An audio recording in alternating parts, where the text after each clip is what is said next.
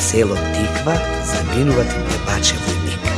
На автобуската станица во граду испраќа го неговата до гроб верна армасница Парашка.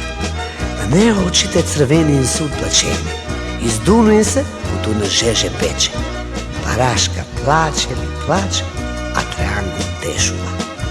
Не плачи, мори паца. Шо е една година?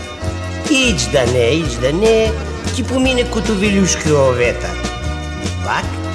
Тај мерецки автобус в прва брзина тргна один пат пред издувните очи на паца Драгина. Не поминаа 15 дена и оп, на Парашка дојде им писмо од Трајан. Внатре имаше и слика. Сликан беше Трајан като војник. Прво писмо. Драго срце, мила до гроб верна Парашко. Ја најдех баче слободно време и реших баче веднага да ти нашаркам некој од дума. Патувах многу арно. По пато најдех и друштво. Един свиреше на бугарина удмерак да слушаш, а и многу арно пееше. Един гос кутибурија, ушинта ти праваля. Гледаш ли как съм ти сликан, пацо? Заличам на протугеру лецето. Та мерецка капа ми покрива ушините. Изгледам като клапуш Жуван.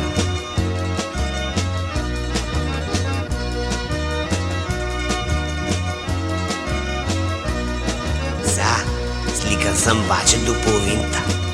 А по-натака ти сликам цел. Да виж как ми ти изгледам устия ми ги чисти. Секој ден ги лъскам джилябоја. Нема лабаво, а не като бех цивил. Ги чистих имените от Ѓурѓовден до Митровден. За малко ќе забравах. Секо са бајле са бричам. Да виж на колко места са парасаче.